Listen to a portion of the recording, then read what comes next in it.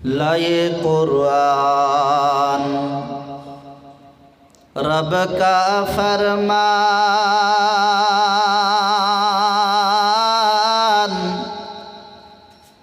दुनिया भर के उनका एहसान, ओ है सबके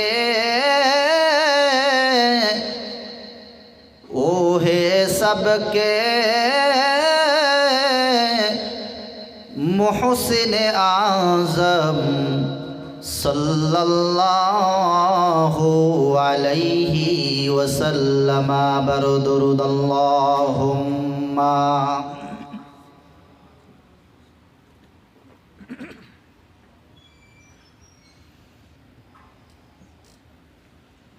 अहमद प्यारे नबी हमारे, अब्दुल्ला के राज दुलारे,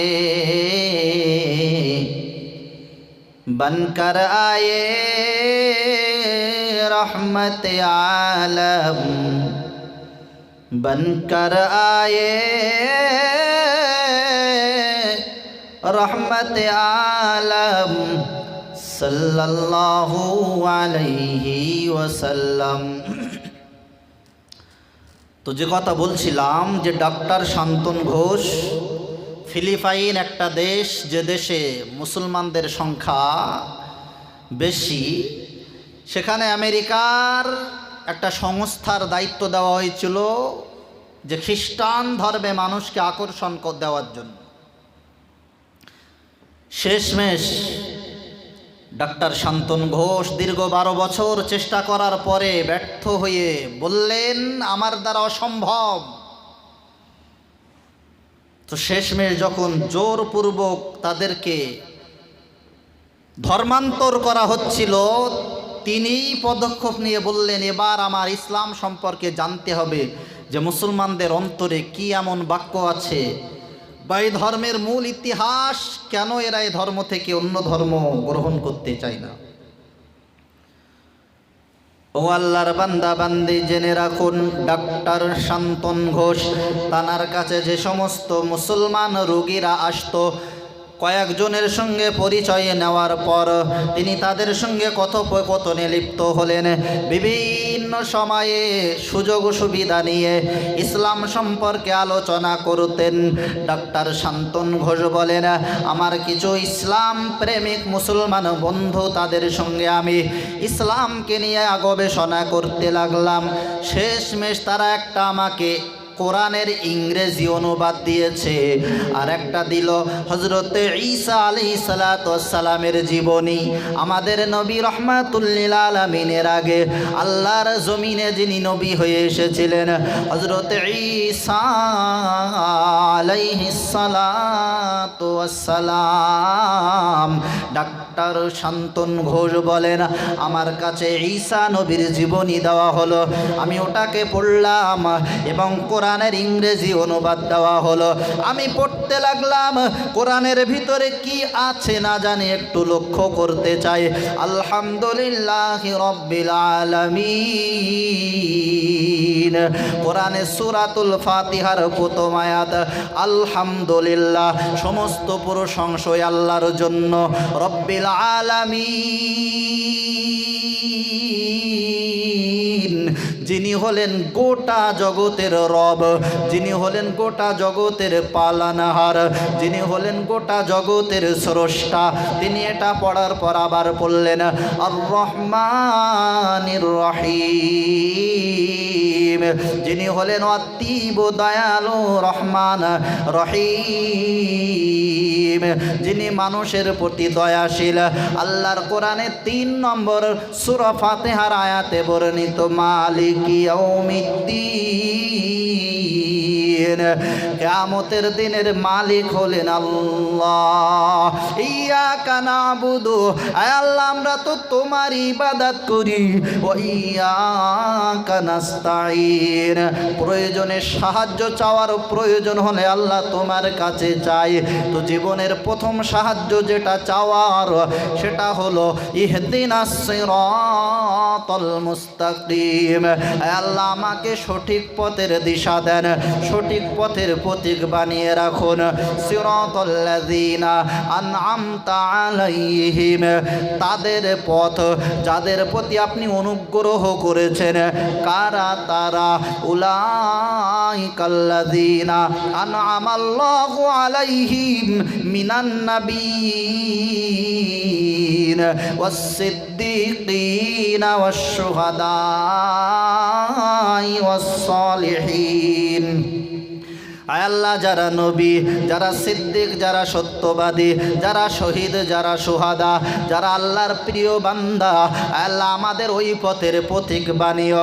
প্রতিদিন নামাজের মাধ্যমে আমরা সূরা ফাতিহায় আল্লাহর কাছে এই ঘোষণা দিয়ে থাকি। পরিশেষে আমরা বলি আল্লাহ গায়রিল মাগদুবি আলাইহিম ওয়ালাদ-দাল্লিন, তাদের পথ নয় যাদের প্রতি আপনি রাগম্বিত, যারা পদভ্রষ্ট। ওই ডক্টর শান্তনু ঘোষ এই সূরা ফাতিহার সর্বশেষ আয়াতের ব্যাখ্যা পড়তে লাগলেন যে তাদের পথের প্রতীক আল্লাহ আমাদের বানান, যারা তোমার বিশ্বাসী পয়গম্বর, যারা সিদ্দিক বিশ্বাসী বান্দা, যারা সুহাদা, তাদের আমাদের পথিক বানান। কিন্তু তাদের পথিক, তাদের পথের অনুসারী বানিও না যাদের প্রতি আল্লাহ তোমার রাগ আছে। গায়রিল মাগদুবি আলাইহিম, তাদের পথ নাই যাদের প্রতি আপনার গজব। ওয়ালাদ-দাল্লিন, তাদের পথ নয় যারা পথভ্রষ্ট গুমরাহ। এই আয়াতের ব্যাখ্যা যখন পড়েন যে কারা পথভ্রষ্ট জাতি, কারা গুমরাহ জাতি, ব্যাখ্যায় পেয়ে গেলেন যে যারা ইহুদি খ্রিস্টান তারা হলো রহমাতুল লিল আলামিন। আল্লাহর জমিনে আসার পর তানাকে যখন আল্লাহ নবী বানিয়েছেন, আর ওই ধর্মে নয়। এক সময় হজরতে মুসা নবীকে জানারা বিশ্বাস করেছিলেন, সেই সময়কার কালে যখন নবী মুহাম্মদ আসেননি, তানারা ছিল সত্য অনুসারী মুসা নবীর উম্মত। তাদের থেকেই একটা দল এমন হয়ে গিয়েছে যে মুসা নবীর কাছে তওরাত এসেছিল, তারা তওরাত থেকে সেই কথাগুলো মুছে দিয়েছে যেখানে লেখা আছে শেষ জামানায় একটা নবী আসবেন, নাম হবে মুহাম্মদ। এইগুলো মুছে দিয়ে তারা মুহাম্মদকে মানেনি, তারা পথভ্রষ্ট জাতি হয়েছে। আল্লাহ তাআলা ঈসা নবীকে পাঠিয়েছেন, ঈসা নবীর শরিয়াত দিয়েছেন, ইনজিল দিয়েছেন। যারা ঈসা নবীকে বিশ্বাস করে চলেছিল তারা ঈসা নবীর খাঁটি উম্মত ছিল। ইনজিল শরীফে লেখা আছে শেষ জামানায় আখেরি নবী যখন আসবেন তখন কিন্তু ইনজিল শরীফ ও মনসুখ, তাওরাত ও মনসুখ, চলবে কোরআনের আইন, কোরআনের বিধান এবং নবীর তরিকা, নবী মুহাম্মাদের তরিকা। যেখানে লেখা আছে নবী মুহাম্মাদকে বিশ্বাস করতে হবে, তারা সেই জায়গাটা মুছে দিয়ে যখন ঈসা নবী দুনিয়া থেকে বিদায় নিয়েছেন, নবী মুহাম্মদুর রাসূলুল্লাহ আসলেন, বিশ্বাস করলো না, তারা সে জায়গাগুলো দেখালো না, নিজেদের আসমানি কেতাবে নিজেদের হাতে পরিবর্তন করে তারা পথভ্রষ্ট জাতি হয়েছে। তারাই আজ আল্লাহর জমিনে ইহুদি খ্রিস্টান হিসাবে চড়ে বেড়াচ্ছে। বিশেষ করে আজ ফিলিস্তিনের মা বোনদের উপরে অত্যাচার চালিয়ে যাচ্ছে এ দুনিয়ার স্বল্প সংখ্যক ওই ইহুদি জাতি। এবং পৃথিবীর মধ্যে সব থেকে খ্রিস্টান জাতি যেখানে বেশি আছে সেটা হলো আমেরিকা, ৭৫% খ্রিস্টান। মুসলমান স্বল্প সংখ্যায় আছে, তারপরেও প্রায় ৬০টারও অধিক দেশ মুসলমানদের অধীনে আল্লাহ তাআলা দিয়েছেন। তো যে কথা বলছিলাম, ডক্টর শান্তনু ঘোষ যখন কোরআনের ইংরেজি অনুবাদ পড়ছেন, সূরা ফাতিহার শেষ আয়াত পড়লেন, এখানে লেখা আছে আল্লাহ তাদের পথের দিশা আমাদেরকে দেখিও না, যারা পথভ্রষ্ট জাতি তারা হলো ইহুদি নাসারা, ইহুদি খ্রিস্টান। তিনি ভাবতে লাগলেন যে খ্রিস্টান ধর্মের ভিতরে কোনো গলত আছে। ও আল্লাহর বান্দা বান্দি মনে রাখুন, ডক্টর শান্তনু ঘোষ কোরআন নিয়ে গবেষণা করছেন। সূরাতুল মাইদায় পড়তে পড়তে চলে গিয়েছেন যেখানে আছে আল ইয়াউমা ইয়াইসাল্লাযীনা কাফারু মিন দীনিকুম ফালা তাখশাউহুম ওয়াখশাউনি। আল ইয়াউমা আকমালতু লাকুম দীনাকুম ওয়া আতমামতু আলাইকুম নি'মাতি ওয়া রাদিতু লাকুমুল ইসলাম দীনা। কোরআন শরীফের 6 পারার এই আয়াতে যখন চলে আসলো, ডাক্তার শান্তনু ঘোষ নিজেকে ভাবাতে লাগালেন। আল্লাহর কোরআনের এই আয়াতে লেখা আছে আল ইয়াউমা ইয়াইসাল্লাযীনা কাফারু মিন দীনিকুম। আল্লাহ বিশ্ব মুসলিম জাতিকে লক্ষ্য করে বলেন, তোমরা যারা আমি আল্লাহ আমাকে বিশ্বাস করেছো, মনে রেখে দিও, ইসলাম যারা মনে একবার মজবুতিতে ধারণ করে নিয়েছে তাদের বিরুদ্ধে কাফেরেরা নৈরাশ হয়ে গিয়েছে। আল্লাহ বলেন, আজ তোমাদের জন্য তোমাদের দিন ইসলামকে পূর্ণ করলাম। আল ইয়াউমা আকমালতু লাকুম আল-ইয়াউমা আকমালতু লাকুম দীনাকুম ওয়া আতমামতু আলাইকুম নি'মাতি ওয়া রাদিতু লাকুমুল ইসলাম দীনা। আল্লাহ বলেন, তোমাদের জন্য এই ইসলাম ধর্মকে দিন হিসাবে আমি আল্লাহ গ্রহণ করলাম এবং আমার নিয়ামত, শ্রেষ্ঠ নিয়ামত হিসাবে নবী মুহাম্মদকে পাঠালাম। ওয়া রাদিতু লাকুমুল ইসলাম দীনা, এবং ইসলামটা যে তোমাদের ধর্ম এটাতে আমি আল্লাহ রাজি হয়ে গেলাম। এই আয়াত যখন ওই খ্রিস্টান ধর্মের প্রচারক ডাক্তার শান্তনু ঘোষ পড়লেন, তিনি নিজেকে ভাবাতে বাধ্য হলেন, সত্যিকারে ইসলাম ধর্মের একটা মূল ভিত্তি রয়েছে। ইসলাম ধর্মের ইতিহাস আজব ইতিহাস। এ ধর্ম মানুষকে শান্তির বার্তা দেয়। তাই তো কলমে লেখক লিখেছেন, ইসলাম দুনিয়াতে বিস্তার লাভ করেছে উদারতায়।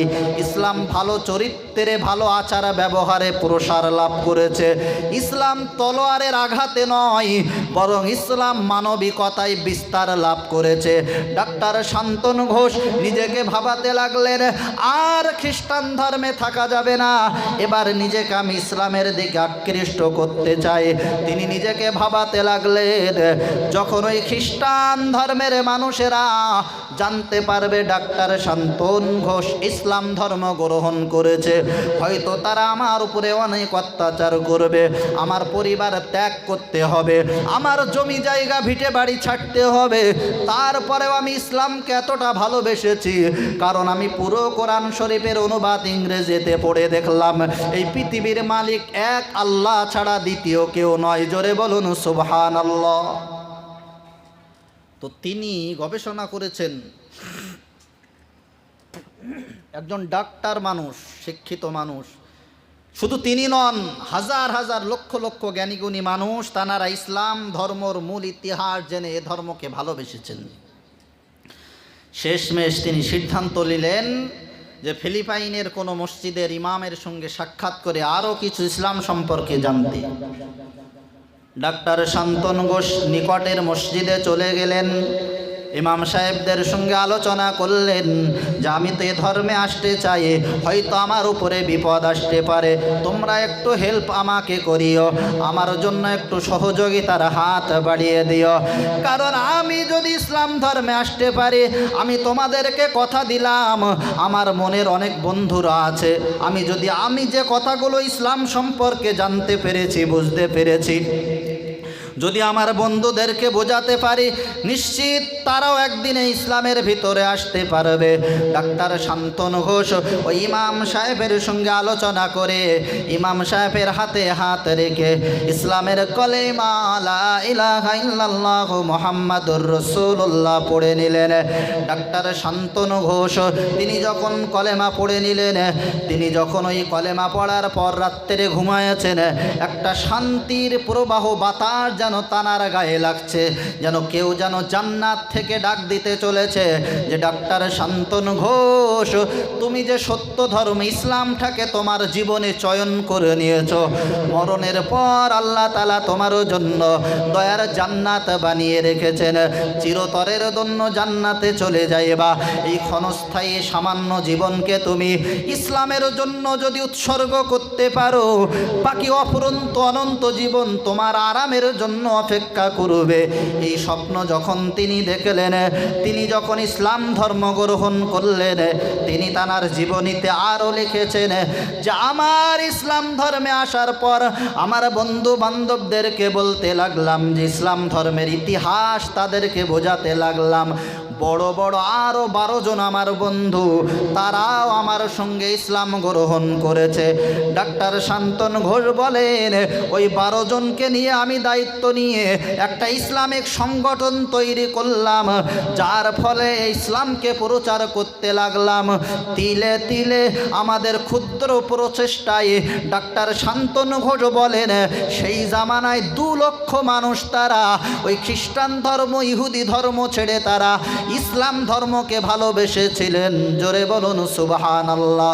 আল্লাহর বান্দা বান্দি মনে রাখতে হবে, ইসলামের ভিতরে কি এমন আছে না জানে। আল্লাহ তাআলা ইসলামের জন্য কবুল করেছিলেন হযরত মুহাম্মদুর রাসূলুল্লাহ সাল্লাল্লাহু আলাইহি ওয়াসাল্লামকে আখেরি নবী করে পাঠিয়েছিলেন। বিশেষ 4 জন খলিফা ছিলেন, হযরত আবু বকর সিদ্দিক, হযরত ওমর ফারুক, হযরত উসমান গনি, হযরত আলী রিদওয়ানুল্লাহু তাআলা আলাইহিম আজমাইন। তানারা ইসলামী খেলাফত, ইসলামিক রাষ্ট্র পরিচালনা করেছেন এমনভাবে বিশ্বের ইতিহাসে তার দৃষ্টান্ত বিরল। অর্ধজাহানের খলিফা ছিলেন ইসলামের দ্বিতীয় খলিফা ওমরে ফারুক রাদিয়াল্লাহু তাআলা আনহু। তিনি বলতেন, আমি যে মদিনার মাসনাদে খেলাফতের দায়িত্ব নিয়ে বসেছি এজন্য নয় যে আমি শাসক শোষক হিসাবে এখানে বসিনি, আমি জনগণের দায়িত্বটা, তাদের হকটা তাদের কাছে পৌঁছে দেওয়ার জন্য আমাকে মদিনার খেলাফতে বসানো হয়েছে। 10 বছর তিনি পরিচালনা করেছেন রাষ্ট্র। হযরত ওমরে ফারুক রাদিয়াল্লাহু তাআলা আনহু অর্ধজাহানের খলিফা ছিলেন। তানার যুগে ইসলাম বেশি বিস্তার লাভ করেছে। তানার জীবনে তানার সবথেকে বড় সফর ছিল সিরিয়ার সফর। সেই সফর থেকে ফেরার সময় এবং সেই সফরে যাওয়ার সময় কি আজীব ঘটনা, একমাত্র একটা খাদিমকে নিয়ে তিনি সিরিয়ার সফরে চলেছেন এবং মনে মনে ভাবছেন, আমি মদিনার রাষ্ট্র পরিচালনা করছি, যদি আমার এই পরিচালনায় কোনো ভুল হয় আর আল্লাহর কাছে আমি কি জবাব দিব। একটা খাদিম আছে, বর্তমান জামানার যারা বাদশাহ, প্রধানমন্ত্রী, মুখ্যমন্ত্রী যারা আছেন, কোথাও যেতে গেলে যে এলাকায় যাবেন তাদেরকে আগে জানিয়ে সেখানকার রাস্তা পরিষ্কার নানান কিছু করার পর বিভিন্ন বডিগার্ড সহ পুলিশ প্রশাসন সহ তাদেরকে যেতে হয়। ইসলামের দ্বিতীয় খলিফা মদিনা থেকে চলেছেন সিরিয়ার পথে ইসলামের পতাকা উত্তোলন রাখার জন্য। সিরিয়ার সফরে গিয়েছেন, মানুষকে শান্তির বার্তা দিয়েছেন। একটা খাদিমকে নিয়েছেন, সঙ্গে একটা উট আছে। খাদিমকে বলছেন যে আমি কিছুক্ষণ এই উটের উপরে চড়বো, তুমি নিয়ে যাবে, তোমার যখন পা ব্যথা হয়ে যাবে তুমি আবার উটের উপরে চড়বে, তারপর আমি তোমাকে নিয়ে যাব। এমন বাদশা আজকের জমিনে আছে? কেমন বাদশা ছিলেন তিনি? খলিফাতুল মুসলিমিন, ইসলামের দ্বিতীয় খলিফা ওমরে ফারুক রাদিয়াল্লাহু তাআলা আনহু সিরিয়ার সফরে চলছেন, সঙ্গে একটা খাদিম আছেন, পানির বোতল আছে, কিছু খাদ্য সামগ্রী আছে। চলছেন, চলতে চলতে অবাক কাণ্ড। তিনি বলেন, আমি প্রথমে ঘোড়ার উপরে, উটের উপরে চড়লাম, আমার খাদিম আমাকে নিয়ে যাচ্ছে। কিছুক্ষণ পর আমি অনুভব করলাম খাদিমের পা যেন একটু ব্যথা ব্যথা ভাব। আমি খাদিমকে বললাম, তুমি এবার উপরে আরোহণ করো, আমি লাগাম নিয়ে চলে যাচ্ছি। এমনইভাবে পালা বদল করতে করতে চলেছেন সিরিয়ার লম্বা সফরে। শেষ জায়গায় তিনি যখন যাবেন, সিরিয়াবাসীরা মুগ্ধ রয়েছেন। ইসলামের দ্বিতীয় খলিফা, যিনি মদিনা রাষ্ট্রটা পরিচালনা করেছেন, তাকে দেখবেন। তিনি নাকি শান্তির বার্তা দেন। এই খবর তানাদের কাছে পৌঁছে গেল। যখন সিরিয়াবাসীরা অপেক্ষা করেছেন ইসলামের দ্বিতীয় খলিফা ওমরে ফারুক আসবেন, শেষমেশ চলছেন খাদিমকে সঙ্গে নিয়ে। এমন সময় যখন সিরিয়ার নিকটে চলে আসলো, সেই সময় খাদিমের ওই উটের উপরে বসার পালা হলো। খাদিম বললেন, হুজুর, ওই তো সিরিয়াবাসীরা আপনার জন্য অপেক্ষা করছে, এখন আপনি উটের উপরে বসুন, এবারে আমি আপনাকে ধরে নিয়ে যাই। ওমরে ফারুক রাদিয়াল্লাহু আনহু বললেন, না না না, আমি তো বেইনসাফি করতে দুনিয়াতে আসেনি, তোমার পালা শেষ, এবার তুমি উটের উপরে বসো, আমি লাগাম ধরে নিয়ে যাব। কারণ মানুষ আমার আচরণে চিনবে, মানুষ আমার ভোগ বিলাসিতায় চেনার প্রয়োজন নেই, এটা আমি চাই না। ওমরে ফারুক রাদিয়াল্লাহু তাআলা আনহু তিনি যখন যাচ্ছেন, মানুষেরা বুঝতে পাচ্ছেন না কে। তারপরে উটের থেকে খাদিম লেবে ক্ষমা চেয়ে বললেন, আমাকে সবাই ক্ষমা করবেন, ওমরে ফারুক আমাকে নির্দেশ দিয়েছেন, তাই আমি উপরে বসেছিলাম, এটা তো আমার ভুল ছিল। ওমরে ফারুক বললেন, না না না, জনগণকে লক্ষ্য করে ভাষণ দিলেন, এটা আমার ইনসাফের বিচার আমি করেছি, বাদ বাকি তোমাদের যা বলার বলো, আমার কোনো যায় আসে না। হযরত ওমরে ফারুককে তানারা সালাম মুসাফা করে কোলে করে নিয়ে গেলেন, তানারা আদর আপ্যায়ন করতে শুরু করলেন। সেখানেই তানারা ভেবে নিলেন কেমনভাবে তিনি রাষ্ট্র পরিচালনা করেছেন না জানে। সত্যিকার এই সামান্য একটা ব্যাপার তিনি এতটা নজর রেখেছেন, নিশ্চিত করে এনার দ্বারা কোনো দিন দেশের বেইনসাফি হতে পারে না, নিশ্চিত করে এনার দ্বারা কোনো দিন আমানাতের খেয়ানত হতে পারে না। সিরিয়াবাসীরা হযরত ওমরে ফারুককে অতি ভালোবেসে তিনি সফর করলেন, ইসলাম প্রচার করলেন। দীর্ঘ সময় সিরিয়ায় কেটে গেল। তিনি এই সফর থেকে আসার সময়ে ফিলিস্তিনের জমিনেও কিছুদিন ছিলেন, তারপরে আবার মদিনায় চলে গেলেন। যখন মদিনার বর্ডারে পা রাখলেন, আল্লাহর কাছে ক্ষমা চেয়ে বললেন, আল্লাহ, দীর্ঘদিন আমি ছিলাম না, তোমার কলেমার পতাকা নিয়ে ঘুরছিলাম, ইসলামের পতাকা নিয়ে ঘুরছিলাম, আয় আল্লাহ, যাদের ইসলাম ভালো লেগেছে তারা গ্রহণ করেছে, কিন্তু তোমার কাছে ক্ষমা চাই, এই জন্য আমি মদিনার দায়িত্ব ছিলাম। তারপরেও না জানি কোনো মদিনাবাসী যদি আমার বিরুদ্ধে আপনার কাছে অভিযোগ জানায়, কাল কিয়ামতের কঠিন দিন বিচার দিবসে আমি ওমরে ফারুক হিসাব দিতে পারবো না, আল্লাহ আমাকে ক্ষমা করুন। মনের ভিতরে 7-5 ভাবতে ভাবতে চলেছেন। মদিনার বর্ডারের ভিতরে আস্তে আস্তে মদিনার ভিতরে প্রবেশ করলেন। একেবারেই কিনারায় দেখলেন একটা বৃদ্ধ মানুষ বসে আছেন। এখন একটা বুড়িমা বৃদ্ধা মানুষ বসে আছেন, ঘরের অসুবিধা, প্রবল হাওয়ায় বৃষ্টিতে তানার ঘরে একটু ক্ষয়ক্ষতি হয়েছে। তিনি ঘর থেকে বাড়ির পাশে রাস্তার ওখানে বসে কিছুটা কষ্ট অনুভব করছেন। হযরত ওমরে ফারুক রাদিয়াল্লাহু তাআলা আনহুকে তিনি চিনতে পারেননি। মাত্র 2 জন মানুষ আছেন সঙ্গে, ওমরে ফারুক ও খাদিম সঙ্গে আছেন। বৃদ্ধা মানুষটি তখন ওমরে ফারুক রাদিয়াল্লাহু তাআলা আনহুর সঙ্গে কিছু কথা বললেন। ওমরে ফারুক রাদিয়াল্লাহু তাআলা আনহু ওই বৃদ্ধার সঙ্গে কিছু কথা বললেন। মা, তোমার কি হয়েছে বলুন, তোমার অসহায় মনে হয়, তুমি যেন কষ্টে আছো, এতটাই যেন আমার মনে হচ্ছে তুমি কি কষ্টে আছো বলো। বুড়ি মা ওমরে ফারুক রাদিয়াল্লাহু আনহুকে বললেন, আমি দীর্ঘদিন আমার ঘরের জন্য অসুবিধায় রয়েছি। ওমরে ফারুক রাদিয়াল্লাহু তাআলা আনহু বুড়িমার কাছে ক্ষমা চেয়ে বললেন, বুড়িমা, আমি একটু মদিনার বাইরে সফরে গিয়েছিলাম, যার কারণে হয়তো তোমার একটু কষ্টবোধ সহ্য করতে হয়েছে। বুড়িমা, আমাকে ক্ষমা করুন। এমন সময় রাস্তা দিয়ে হযরত ওমরে ফারুককে নিতে আসছেন আলী রাদিয়াল্লাহু তাআলা আনহু এবং ইবনে মাসউদ রাদিয়াল্লাহু আনহু, দুইজন সাহাবা আসছেন হযরতে ওমরে ফারুক রাদিয়াল্লাহু আনহুকে নিয়ে যাবেন, যে মদিনা থেকে বাইরের দেশে গিয়েছিলেন, আবার মদিনায় ফিরবেন, মেসেজ চলে এসেছে। তো হযরত আলী রাদিয়াল্লাহু আনহু হযরত ওমরে ফারুক রাদিয়াল্লাহু আনহুকে সালাম করলেন, আসসালাতু আসসালামু আসসালামু আলাইকুম ইয়া আমিরুল মুমিনিন। যখন আমিরুল মুমিনিন বলে সালাম দিয়েছেন, বুড়িমা অবাক হয়ে গেলেন যে কার সঙ্গে আমি কথা বলছি।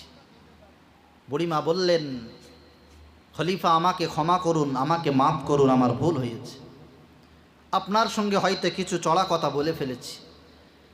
হযরত ওমরে ফারুক অশ্রু নয়নে বুড়িমার সামনে বসে বুড়িমাকে বললেন, মা, ভুল তো তোমারও নয়, প্রকৃত ভুল আমার হয়েছে। কারণ আল্লাহ আমাকে মদিনার দায়িত্ব দিয়েছেন, জনগণ আমাকে ভালোবেসেছেন, কিন্তু আমি একটা গুরুত্বপূর্ণ সফরে থাকার কারণে তোমার এই ক্লান্তি বা এই কষ্টটা তোমার সহ্য করতে হয়েছে। এর জন্য তুমি যেন আল্লাহর কাছে আমার বিরুদ্ধে অভিযোগও জানিও না। মা, তোমার কি প্রয়োজন আমাকে বলুন, তোমার কি প্রয়োজন? তখন বুড়িমা বললেন, ইয়া আমিরুল মুমিনিন, আমার ঘরের অবস্থাটা খুব একটা ভালো নেই, কোনো রকমভাবে চলছিল, কিন্তু প্রবল হাওয়ার কারণে ঘরটা একটুখানি থুবড়ে গিয়েছে, যার কারণে কিছুটা অসুবিধা হচ্ছে। আর আমার ছেলে সন্তান কেউ নাই, আমার আত্মীয় স্বজন আস্তে আস্তে সব দুনিয়া ছেড়ে চলে গিয়েছে, যার কারণে আমার কষ্ট স্বীকার করতে হচ্ছে।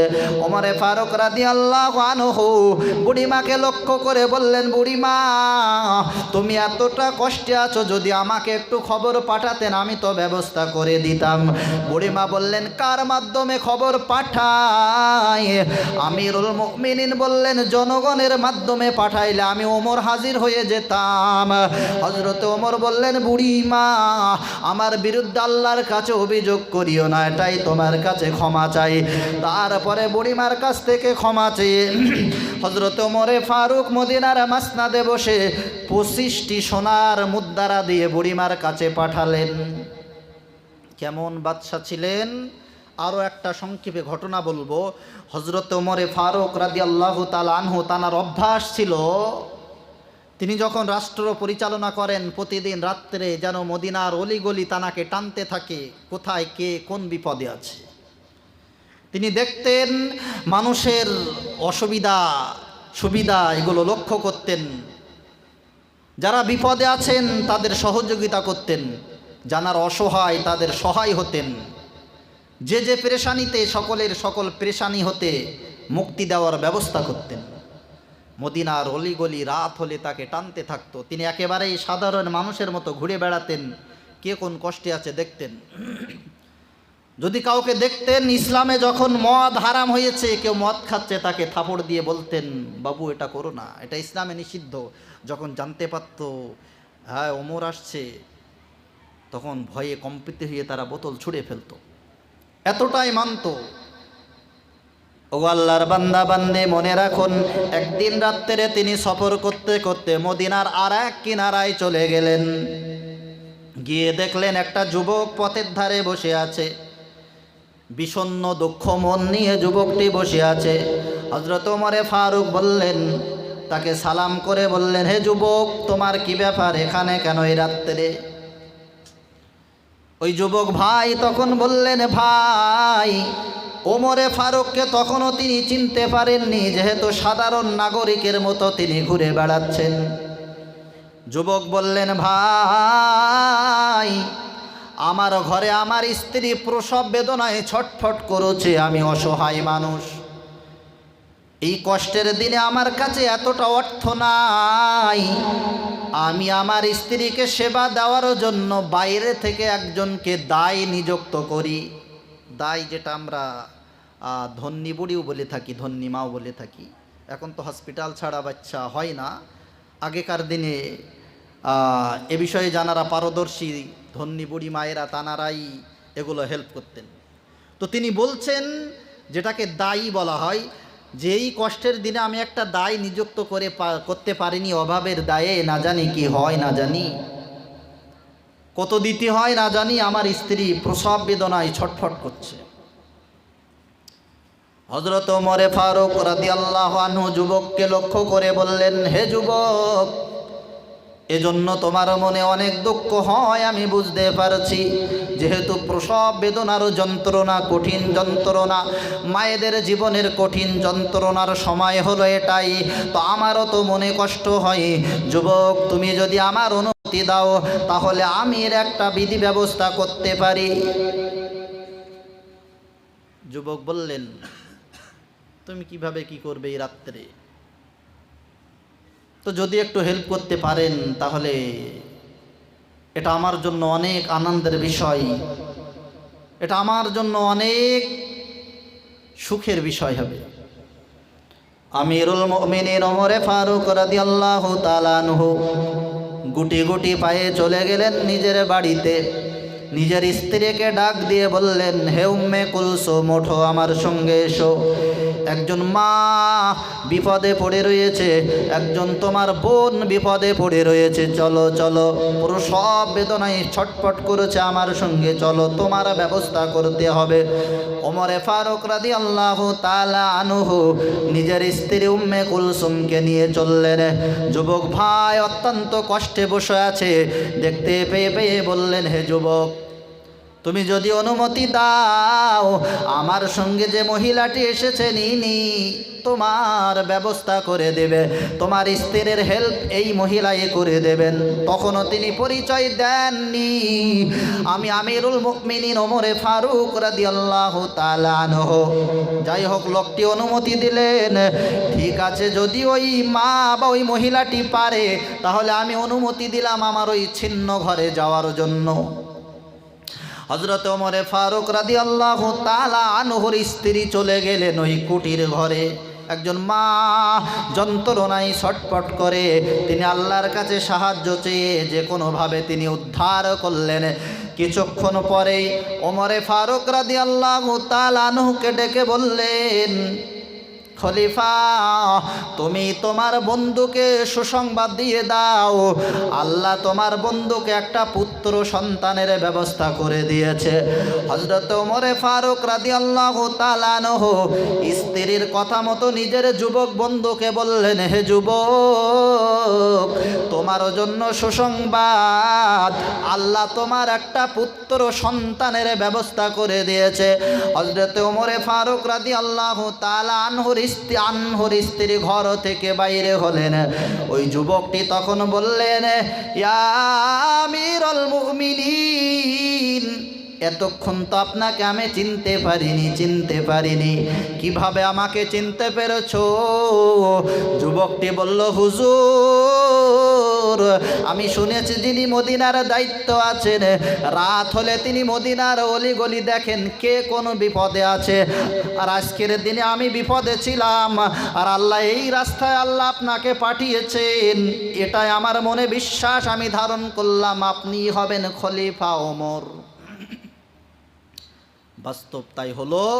ওমরে ফারুক রাদিয়াল্লাহু তাআলা আনহু অশ্রু নয়নে আবার সেই যুবকের কাছে ক্ষমা চাইলেন, যুবক, আমার বিরুদ্ধে আল্লাহর কাছে অভিযোগ করিও না, জানো যদি আমার ভুলের কারণে একটা জনগণও কষ্ট পায়, কাল কিয়ামতের দিন আল্লাহর দরবারে আমাকে হিসাব দিতে হবে।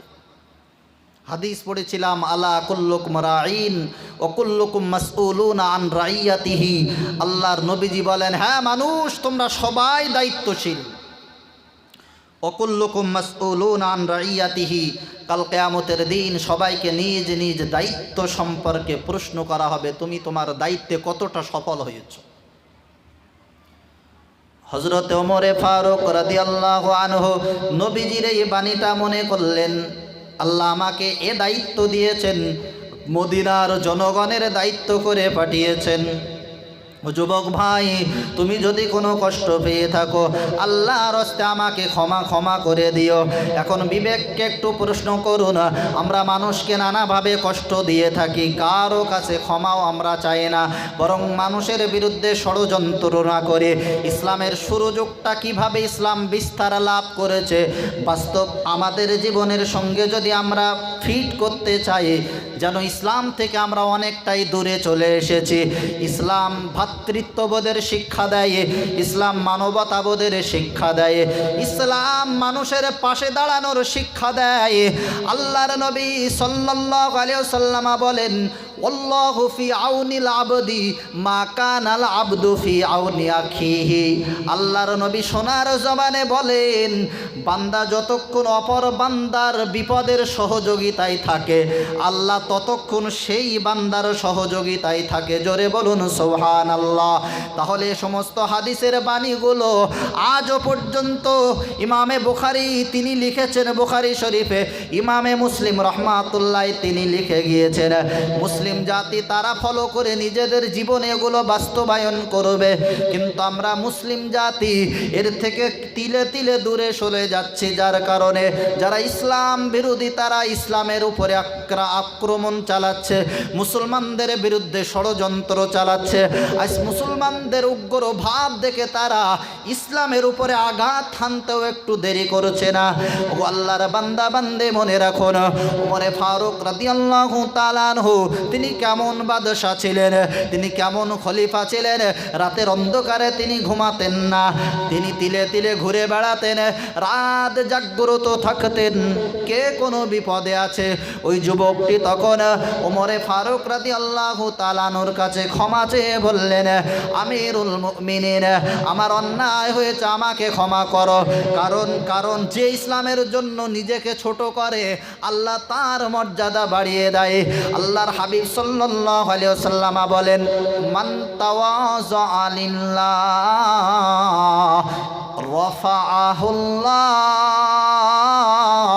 আল্লাহর জন্য যারা নিজেকে সঁপে দেয়, আল্লাহ তাদের জন্য তাদের হয়ে সহযোগিতা করে।